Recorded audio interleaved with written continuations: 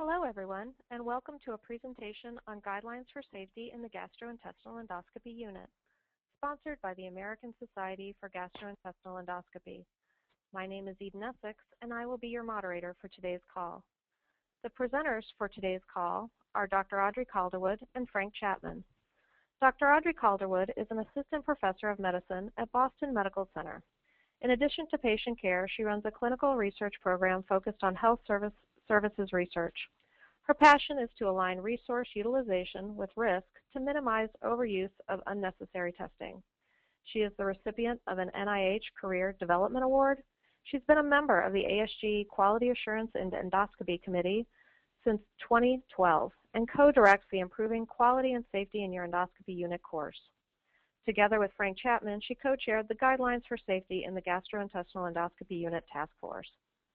Frank Chapman is the Chief Operating Officer of Ohio Gastroenterology Group, a 30-physician single-specialty GI practice located in Columbus, Ohio. He is the Vice Chair of the ASGE Practice Management Committee and holds one of two ASGE seats on the Board of Directors of the AAAHC. He is currently the Vice Chair of the AAAHC Board of Directors and the Chair of the Standards and Survey Procedure Committee. He has special interest in endoscopy efficiency, benchmarking, and patient safety. Before we get started, just a few housekeeping items. There will be a question and answer session at the close of the presentation. Questions can be submitted at any time online by using the question box on the right-hand side of the screen.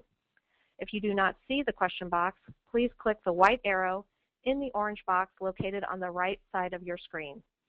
Please note that this webinar is being recorded and will be posted on ASG's website for future use. The presentation slides will be emailed to you after this call and available on ASG's website within 48 hours. At this time, I would like to turn the webinar over to Dr. Calderwood. Thank you, Eden, for that introduction, and thank you to our audience for participating in this webinar on guidelines for safety in the gastrointestinal endoscopy unit. We are very happy to talk with you today. Our goals are fourfold. We aim to review the current landscape of safety in endoscopy, discuss the rationale behind the development of our guidelines, provide you with practical steps to help optimize safety in your unit, and lastly, give you tips on how to adopt a new guideline in your own unit. As we are all well aware, safety in medicine is important, and as you can see, the Institutes of Medicine lists safety as one of the 6 pillars of quality care. While the Institute of Medicine specifies patient safety, we would expand this definition of safety to include both provider and patient safety as well.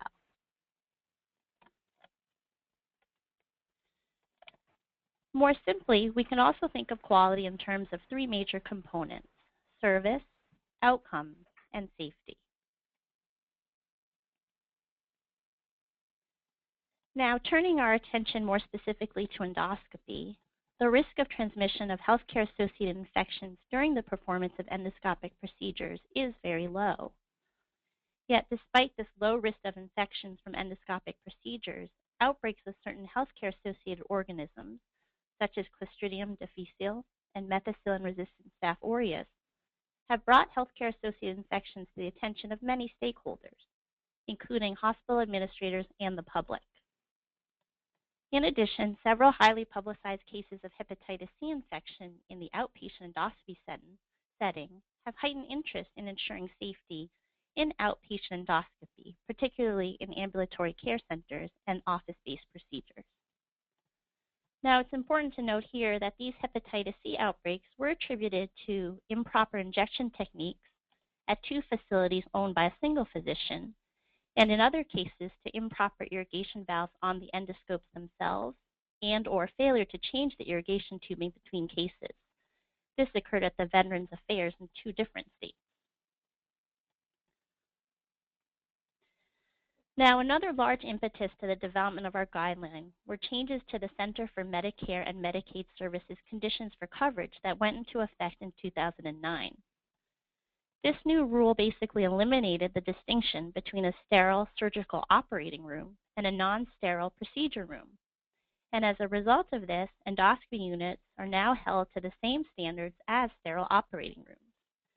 Now, we all know that these two settings are very different, and therefore the requirements for things like facilities, infection control, staffing, and sedation that are applicable in this sterile operating room setting may not be applicable or at all relevant to the endoscopy unit. Increasingly over recent years, ASGE has been asked by numerous endoscopy units across the country for advice during the accreditation process or when they've been cited by CMS inspectors, for instance. So now I'd like to give you just a taste of some of the things that units have been cited for, which weren't necessarily rooted in evidence, but for which these units had no previous guideline on which to base their current practice. So for example, units had been cited for not having at least a 40-inch wide door or a room size that was greater than 400 square feet. And while these requirements may be necessary in the operating room, they certainly didn't seem applicable to endoscopy. Another example is for staff members in endoscopy to wear full personal protective equipment, including hair coverings and shoe coverings during endoscopy. Now again, is this applicable to endoscopy? It seems like common sense that they shouldn't be. Another issue that endoscopy units were getting cited on in multiple states was the requirement to have 2 nurses at all times within each procedure room, one monitoring the patient and one, quote, circulating, even when routine moderate sedation was being used. Another example is that units were being held to standards of the Association of Perioperative Registered Nurses, or AORN, traffic patterns, which are designed for the operating room, and use terms like unrestricted, semi-restricted, and restricted to describe where traffic patterns and where PPE should be used and the type. And again, this wasn't necessarily applicable to the practice of endoscopy. So because of all these reasons, we really felt it was important and timely to develop a guideline addressing safety as it relates specifically to the practice of GI endoscopy and the GI endoscopy unit. This guideline was published in Gastrointestinal Endoscopy in March of this year and was endorsed by several organizations as listed here. Now, as we developed this guideline, we really felt strongly that several principles needed to be followed, the most important of which was that recommendations that we make shouldn't be arbitrary. We did find in doing background research for the guideline that many of the previously recommended guidelines and practices that we thought or assumed were based on evidence were in fact simply what people thought were good ideas at the time and not necessarily based on research. So because of that, we really wanted our recommendations to be rooted in evidence demonstrating a benefit in outcome. And where absent, we thought and felt comfortable that recommendations derived from experts with experience in the safe delivery of care in GI endoscopy setting, as opposed to other settings like the sterile operating room, would be important. We really wanted to avoid requirements that were unsupported by evidence that would then contribute to increased costs and inefficient care, especially in the current healthcare climate. So in the next few slides, I will highlight some key points regarding facilities, infection control, staffing, and sedation in the GI endoscopy unit. For a more comprehensive and detailed description of all our recommendations, we would refer you back to the guideline itself. So here are some practical steps for your own unit. In terms of facilities, that's really the basis. It's important to have a safe environment for patients and staff alike. It's important to comply with local and state building codes, to have a designated flow for the movement of dirty endoscopes such that there is avoidance of cross-contamination of clean scopes coming out of cleaning and storage. A circular flow is preferable, but we acknowledge constraints in the footprint of existing endoscopic units. And procedure rooms will vary in size. Conversely, sterile operating room standards may not be applicable to endoscopy. We don't need large rooms greater than 400 square feet in all cases because the types of equipment and the number of personnel are different than in the sterile operating room. Similarly, lateral site marking isn't necessary in routine endoscopy. We do use surrogate markers instead, such as confirming the type of procedure and doing a timeout to verify the correct patient. In terms of infection control, the goal of the unit really is to prevent transmission of pathogens in the unit and provide guidance should a breach occur. Now, standard precautions include things like hand hygiene, personal protective equipment, or for shorthand PPE, safe medication administration, and safe handling of potentially contaminated equipment or surfaces in the patient environment. So as a foundation, your infection prevention plan should be documented in writing, be directed by a qualified person, whether physician, nurse, or someone else who is qualified, and include a process for ongoing assessment. And again, all of this assessment should be documented. Now, units should have a written policy and procedure regarding personal protective equipment that defines the activities in which PPE should be worn and the specific type. So, in contrast, in the sterile operating room setting, the use of PPE is commonly dictated by traffic patterns, as we alluded to earlier. So, unrestricted, semi-restricted, and restricted areas. We previously didn't have any language to define areas or activities in endoscopy, and as a default, units have had to fall to using this language that's applicable to the sterile OR. However, in the non-sterile endoscopy environment, the use of PPE really depends on the degree to which staff have the potential to come into direct contact with patients and their bodily fluids during specific activities. And we really distinguish the type of activity from a simple location of care.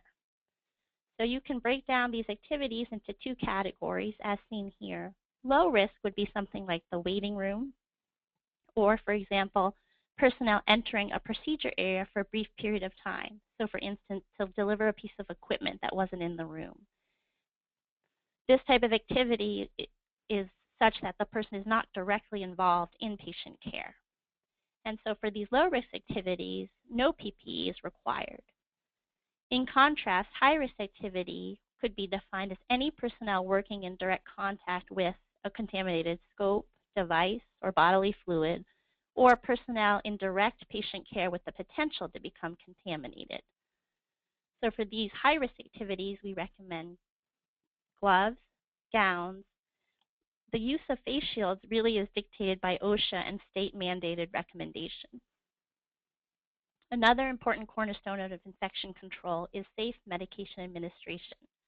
These practices have been well described in prior guidelines from the ASGE, the CDC, and other organizations, and so we won't go into much detail about this today. Another important point is that terminal cleansing should be performed with two agents, both a cleansing agent and a chemical disinfectant. Now, what is not necessarily applicable to endoscopy? So as we talked about earlier, hair and shoe covers aren't really necessary. Again, in endoscopy, in contrast to sterile operating room, the PPE is really not to protect the sterility of the case and the patient from pathogens, but also to protect the providers and staff from encountering the patient's bodily fluids. And as such, hair and shoe covers aren't routinely necessary. The changing of clothing or scrub attire when arriving at work, again, isn't necessary because we're, again, not worried about contaminating a sterile field. And lastly, although the multi-society guideline recommends sterile water in the irrigation bottles for endoscopy, it is acceptable to use tap water. The rate of bacterial cultures between tap water and sterile water has not been shown to be significantly different, and the use of neither has been associated with clinical infections. This is a good example of added cost that was not founded in data showing any improved outcomes. So changing subjects to staffing, staffing in the endoscopy unit should be influenced by patient and procedural factors and can really be based on the level of sedation. So where no sedation is planned, a single assistant is sufficient. Where moderate sedation is planned, a single nurse is sufficient. This nurse is in charge of monitoring the patient and can perform interruptible tasks. For deep sedation, which is usually given by an anesthesiologist or CRNA under the direction of an anesthesiologist, They should be present in the room as well as a single assistant to perform the technical aspects of the procedure. The technical assistant could be an unlicensed assistive personnel, a licensed practical nurse, a nurse, or a GI technician who has been trained and proven to be competent in the skills needed. Any sort of training should be documented, and the initial and annual competency should be assessed and documented as well. As a routine, the requirement to have 2 nurses in every procedure room really isn't necessary. Again, this is a standard for the sterile operating room where you need a nurse as well as a circulating nurse, but is not applicable to endoscopy. There really shouldn't be a fixed number of nurses required in the pre-procedure area or the post-procedure area. Rather, the ratio of nurses to patients will be variable depending on the complexity of the patient mix at that time. Now, turning our attention to sedation, any sort of issues with sedation should comply with state and federal laws.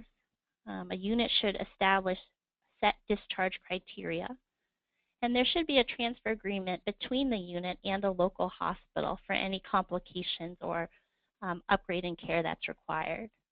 As a side note, if all providers at a facility are credentialed at a specific hospital, then a formal transfer agreement isn't necessary. Lastly, monitoring before procedure, after sedatives, and at regular intervals during the procedure and before discharge should be done.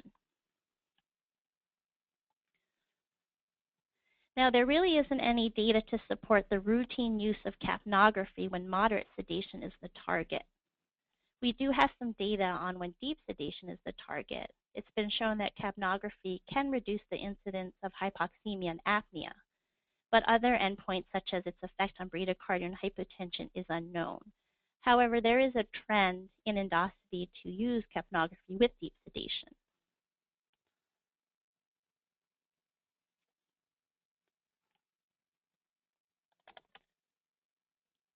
And now Frank Chapman will discuss documentation as in regards to guideline adoption.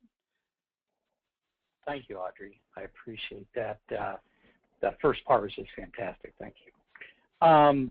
Accreditation is required to meet the EURP certification. I think most people on the call have already met that certification. Some may be looking into it as we speak. But what I thought I would do is go through the steps that one would need to do to properly adopt a guideline, whether it be in a hospital with Joint Commission or in the ambulatory setting with AAAC. So there's really more to simply just adopting a guideline. The process is going to be different depending upon whether or not you've chosen, say, a Joint Commission or a AAAC or another accrediting agency, and there will probably be some specific standards associated with that, and certainly you should follow those. But in general, most of them are very similar. First of all, you should document how you identified a certain guideline for adoption. Certainly you might have become aware of the safety guideline from one of the GI societies, one of the signers, certainly ASGE, and you would simply want to document how you came to that. Then you're going to have a review of the guideline.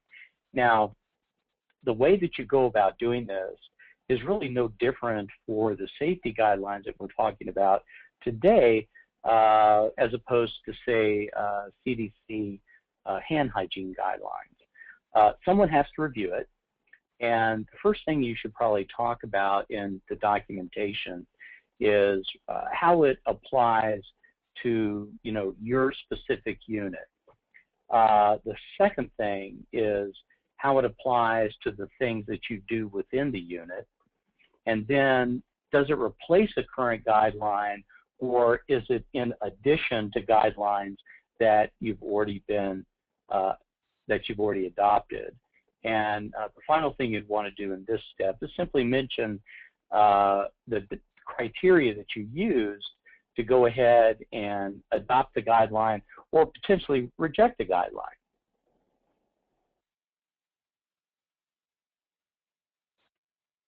At some point, the medical director or another leader, typically a physician leader, or possibly a quality committee, would make a recommendation for adoption to the governing body.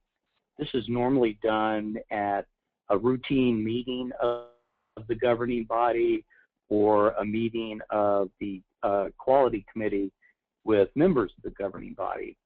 One of the most important things that you would want to do within that recommendation is put together a plan for training and education. You really just can't adopt a guideline. What you have to do is outline what the guideline means within your setting, within your unit, in terms of who needs to be trained. How are you going to train them? Certainly for new staff, you need a orientation program associated with the guideline. What are you going to do for new staff? And then you'll probably have a training program that annually checks for competencies of your staff. All of that should be documented in the minutes of the governing body once the guideline has been adopted. Then what you need to do is actually follow through with your training program. What you'll want to do is you'll want to document the training and education in the personnel file of your staff. Most units are very familiar with annual competencies and orientation, and what you want to do is when you adopt a guideline like the safety guideline, you want to include that in that documentation and in every staff member's personnel file or wherever you keep your, some organizations have education files separately from a personnel file. But what you want to do is you'll want to document initial orientation and then annual competency on all guidelines, including the safety guideline. Eden? Thank you. Again, we thank you for joining us today for this ASGE-sponsored webinar on guidelines for safety in the gastrointestinal endoscopy unit. Before we move into the question and answer session, a few notes about ASGE quality-related programming that may be of interest to you. ASGE's expanding portfolio of quality-related programming currently includes the Improving Quality and Safety in Your Endoscopy Unit course, the Endoscopy Unit Recognition Program, and the GI Quick Benchmarking Registry. All programs are geared towards supporting physicians and their teams in maintaining a high-quality endoscopy unit. For additional information on ASGE quality programming, contact information will be provided at the end of the presentation. At this time, Dr. Calderwood and Mr. Chapman will address questions received from the audience. As a reminder, you can submit a question through the question box. If you do not see the question box, please click the white arrow in the orange box located on the right side of your screen. It will be towards the bottom. Our first question is, could you please explain further a low risk versus a high risk exposure area? Sure, I'd be happy to answer that. So the way we determine the use of PPE and the type within the endoscopy unit really is based on the risk of exposure to a patient's bodily fluid during the activity itself. So low risk exposure would be any activity where the personnel is not at risk of being in contact with the patient's bodily fluid or a contaminated scope or something of the like. So for example, in the waiting room, in the hallways, the clean hallways of the endo unit, or even someone who is, let's say, bringing an extra snare in that wasn't anticipated and handing it to the nurse working the case, really it shouldn't be necessary for that person to don full PPE in order to do that activity. So this is in contrast to a high-risk activity which would be any activity where the personnel is at risk for contamination, whether splash or direct contact with the patient's bodily fluid. So someone cleaning a dirty scope, someone who is working in direct contact with the patient during a procedure or handling dirty equipment, that's considered a high-risk activity. And for those types of activities, it's recommended that that person wear gloves, a gown, and possibly a face shield as well. I hope that answers your question. Please submit any follow-up questions for clarification as needed. Audrey, can I add something there? Yes, thank you, Frank, please. One thing we should point out is that the AORN guideline, when it first came out, actually specifically said that any guideline based on traffic patterns should be specific to the setting. So they actually have already given permission to change those. One of the nuances that we heard Dr. Calderwood talk about is what we're suggesting is that for endoscopy, we make those traffic guidelines situational versus spatial. As an example, if your traffic pattern describes an endoscopy room as semi-restricted or even restricted, what that means is every time a person walks into that room, they have to have the PPE on, which is appropriate for your traffic pattern description.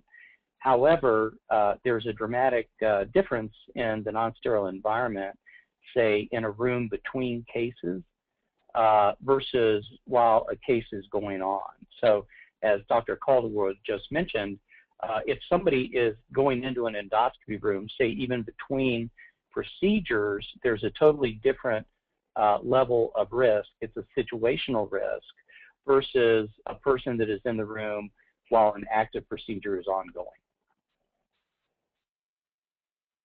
Okay, on to our next question. Before I read that, I just wanted to remind everyone we will be sending out a copy of the slides within 48 hours, as well as posting a recording of this webinar on the ASGE website.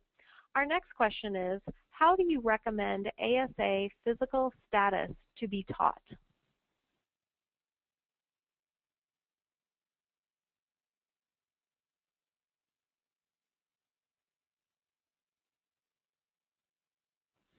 Lots of silence. Yeah. You know, I think well, that's... go ahead, Audrey. Oh, I mean, I guess I was going to say, I think that's a great question, and I don't know that I have a, you know, a well thought out response for that. Frank, do you have anything? Not really. Most, I guess it's a little of, I guess, almost a generational problem that most of us now use electronic EHRs, and within the EHR, you're filling out a questionnaire about the patient's status, and it actually provides an ASA. And because of that, it's not, I think, as well taught as it used to be. I don't know if that answers your question, but it's a darn good question. I mean, I think like anything else, it should be part of training for the providers and personnel in your unit. And so I think almost like a mini curriculum could be made around that, where perhaps there's more didactic. So you just have the set definitions, and then almost like a shadowing or mentoring, they watch it being applied to real life patients, and then almost like a testing part where they can test what they would how they would describe a patient in terms of their ASA category to match with their mentor at that time before they become independent in using it. Right, and one complaint I've heard from units is that some EHRs actually overstate the ASA, that you tend to come up with a higher ASA than you would have if you were assessing the patient by yourself. Okay. Our next question is, does prescription eyewear satisfy the need for eye protection, or must it be a safety goggle / shield? Frank, do you want to address this since you see this from the accreditor side? Sure. Most safety glasses have protection on the side of the eyes, the side of the glasses. If you look at a face shield, the whole purpose of the face shield is to protect, the entire face. Most people that wear so-called prescription glasses will wear some kind of either a face shield or a set of very specific safety glasses that in fact wrap around and protect the side of the eye. That's the only thing that I think is missing from prescription eyewear. And our next question is a mechanized scope washer necessary, or can adequate HLD be achieved with hand washing and soaking? I'll jump in on that because it's kind of a it's something that I'm fairly focused on at times. First of all, the answer is the hand washing and soaking meets the standard that the scope manufacturer puts out. The only problem I think you get into is production pressure, depending upon how many scopes you have and how many scopes you have soaking. Sometimes in units that might have a smaller fleet of scopes, there's production pressure to, get that scope back out of the soak. And as a surveyor, what I do is if folks are hand washing, I focus on that, to be honest with you, because what's the guarantee that the scope is soaking for the appropriate amount of time? And what we'll typically do is we'll go ahead and watch the process of scope cleaning, and at the end of that, we'll already notice how long the scope was soaked, and we'll ask the individual doing the cleaning how long they normally do that. One thing that automated washers do is once you start that process, it's going to go ahead and stay in that washer until it's finished. Obviously, it interrogates the channels, with water moving through it constantly. There's reasons to do that. They're certainly expensive. But if you do it right, and if you do it right every time, then hand washing is adequate. Our next question is, we have guidelines in place that I am sure were never formally adopted by the governing board. They have been in place since years before I was the director. Should we go back and do a formal adoption of the guidelines we follow, or just do an update/review of the guidelines? Also, training for many of the guidelines has not been documented. Do we start fresh with training? Wow. A couple of things. Number one, accrediting bodies typically require an annual review of your policies and procedures, and your guidelines would actually fall into that. A lot of organizations have a meeting of the governing body, whatever that means to your organization, and like a director of nursing might be presenting changes that you've gone over, suggestions, and then basically you approve that that bundle of policy and procedures and guidelines. You should do that once a year. I would do it right now. There should be some contemplation associated with that. As far as documentation, I would also do that right now. Like I say, if you're accredited, basically what's required is a documented orientation for new staff and then annual competency testing. If you have no documentation whatsoever, you might want to start today and put together an orientation program. And since you have no documentation of orienting your people, I would orient everybody, and then I would set up annual competency testing after that. Typically, once again, as a surveyor, when I go in, what I would want to see is some sort of statement before I got there that you did a review and you found out that there was no documentation. You fixed it by doing whatever you do, and then you continually meet the guidelines, the standards, by retraining people on a periodic basis. So even though you've not done it yet, I would go ahead and fix it as soon as possible, document the problem that you had and that you've corrected it. And for most accrediting bodies, they would actually be very appreciative of that. It would not only meet the standard, but sometimes surveyors really like it when an organization has found a defect and gone ahead and fixed it themselves. Our next question is, regarding the moderate sedation cases, I know ASGE states that the nurse may do interruptible tasks while administering sedation. However, AAAHC surveyors state that this is unacceptable. A nurse's only task must be monitoring the patient. Let me jump in and say that, and I don't say this often, but I'm the chair of the standards committee for AAAHC, and that's incorrect.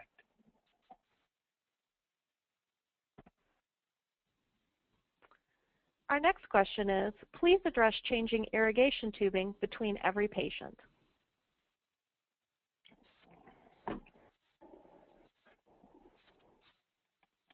I'll jump on that one, and Audrey, tell me when I say something wrong. It really depends. When we actually had tried to address this with manufacturers. All three societies actually, I believe, put out an RFP a couple of years ago trying to get somebody to change the manufacturer's guidelines on irrigation tubing and also irrigation canisters, and we were unsuccessful. Accrediting bodies, whether it be Joint Commission or AAAHC, when they look at policies and procedures and practices, the baseline for all of that is going to be the manufacturer's guidelines. And unfortunately, although there is a backflow valve on the scope, and there's also a backflow valve on the irrigation canisters, none of them would say that you don't have to change it between patients. So my advice would be to follow whatever your manufacturer guideline is, and unfortunately, all of the ones that I know of actually state that it's single patient use, and that would mean one. Yeah, we routinely change all of the tubing and canisters between every case. Our next question is, if you have a patient with MRSA who is currently asymptomatic, is PPE needed? Should this patient be isolated from other patients, and do the staff in the room with the patient have to be gowned and masked?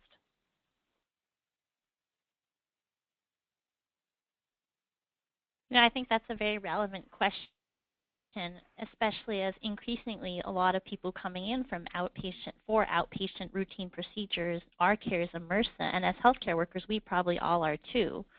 And so there isn't sort of a clear delineation of what to do in endoscopy as opposed to when that person is admitted on the inpatient wards, for instance. So in the inpatient wards, right, we wear gown, glove, PPE for contact precautions, basically, to prevent transmission to other patients. Whoever's typing, it may be helpful to mute the line. But there is no sort of expiration period on this, MRSA contact precaution. So if that patient comes back 10 years later to the hospital and that's recorded, we still use the same precautions. And so how it impacts endoscopy is really kind of up in the air at this point. So I know in our own unit, we don't necessarily have the healthcare providers wear PPE. However, the nurses will recommend saving these patients towards the end of the day where something like terminal cleansing can be done on the room itself.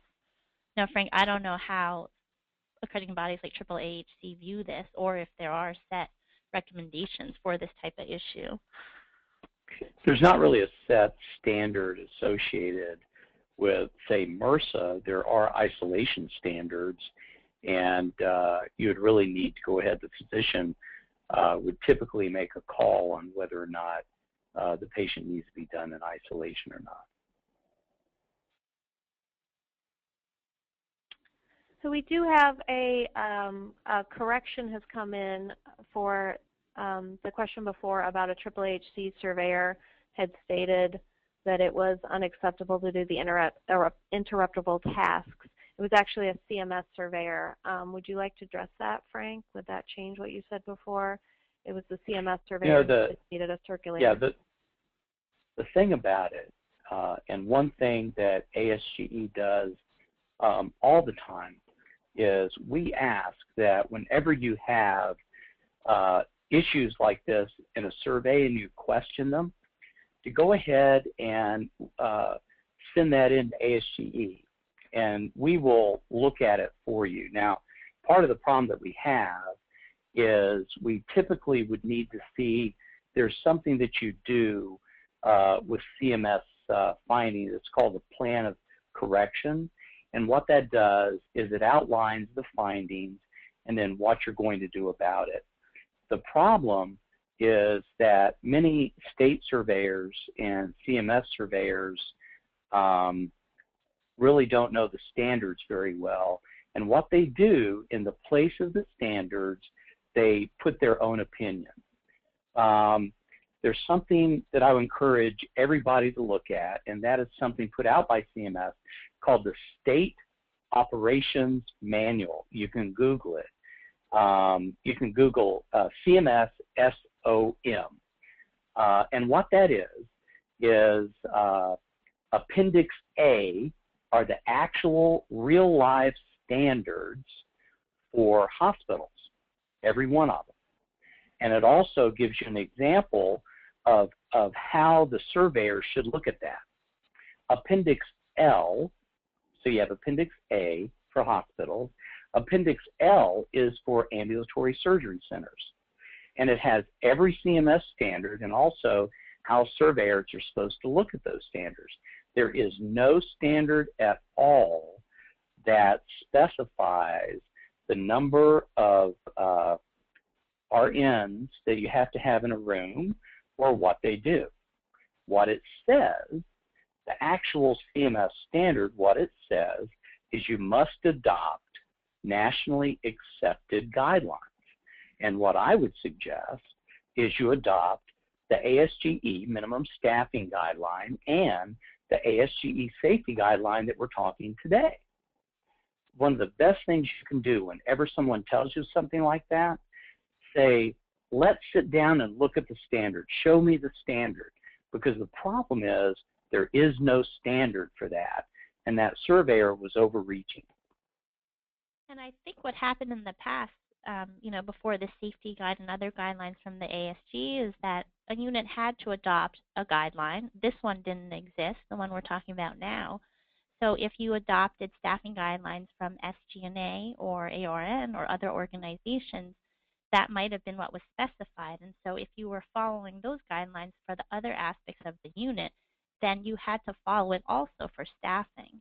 So I think now that this new safety guideline is available, it provides, I don't want to say evidence, but it provides the backing that can support your current practice. And that was sort of the intention of the guideline. There's no data to support that having 2 nurses in the room at all times improves safety or any outcome. Our next question is, could you please address post-procedure calls? What are the recommendations related to promoting safety and a positive patient experience post-endoscopy? So I can go ahead, Audrey. Oh, okay. I think it's helpful to think about post-procedure communication as the immediate, so the 24, 48 hours, and then more long-term. And I think right now, we have a good handle on how to capture that immediate sort of procedural, any sort of complications or satisfaction. So typically, a nurse from the unit will call the next morning or 2 days later to check in with the patient, see if there were any side effects or complications from the procedure, and make sure the patient's generally doing okay. Other units will use a sort of a satisfaction tool, either by email or a paper tool that's mailed to the patient and sent back to the unit to capture some of these outcomes of interest. I think we do have a harder time getting a handle on more long-term, let's say 30-day or 60-day complications. And I don't know of a good way right now to do that other than recontacting that patient at that time. I don't know of a systematic way at this time to do it, because if a patient has, let's say, a post-polypectomy bleed 2 weeks after, they may go to a different hospital that's not affiliated with your unit and not captured in your electronic health record, and it's much more challenging to find out about these complications unless there's a communication between that patient's primary care provider and your unit, or from the patient and their family with your unit directly. Frank, do you have other thoughts on that? No, actually, there aren't really any specific guidelines for that. I think what Audrey just talked about is fairly commonly accepted practice, but I do think that some things may be missed. My wife's a nursing professor, and she's always believed that we miss a lot of pneumonias, that intubation pneumonias that might come up later, and they're not directly associated with anesthesia, but they just kind of show up. So, it's difficult. When you look at post-procedure infection rates, what you're really typically doing is using some surrogate measures, such as showing up in the ER, and they're not really good, but they're about the best that we can do. Before I go to our next question, we have a bit of a testimonial that has just come through. Regarding CMS, we recently went through a CMS inspection. The surveyor told me, after I told her the guidelines we follow, she surveys based upon my response. If I would have told her ARN instead of ASGE and SGNA, she would have treated us as an OR. Excellent recommendation to formally adopt guidelines. So a little testimonial there. And our next question is, what are the two agents for cleansing? Well, what we're really talking about is that terminal cleaning is really a two-step process. The first thing you have to do is to actually cleanse the area. And the second thing you have to do is disinfect the area. So what we're talking about for two agents is really a process that uses a cleaning agent to remove the film to get down to the clean surface, and then a disinfecting agent that's appropriate for your setting to go ahead and disinfect that area. Our next question is, in Florida, we have the APEN, A-P-E-N, regulations that state an OR must have an RN circulator. Does that supersede the ASGE guideline? Well, first of all, you're not in an OR. That's basically what we would argue. I will say that one of the great values of GI societies such as ASGE is that when you have something that is out of sorts with your setting, the ASGE will get involved with trying to talk to the people that we need to get it changed, or to make it appropriate for the non-sterile environment of endoscopy. In Colorado, we ran into a situation where there was a state law passed that all ORs had to have a circulating nurse. And we had reports and good authority reports that endoscopy units in Colorado were being written up for not having a circulating nurse. And we were able to talk to the Colorado Department of Health, and I have to say they were extremely open-minded. And what they asked for was help. that they had a state law that was passed, and what they needed is kind of an interpretation guideline, and we supplied them with sample language and also supported it with some data.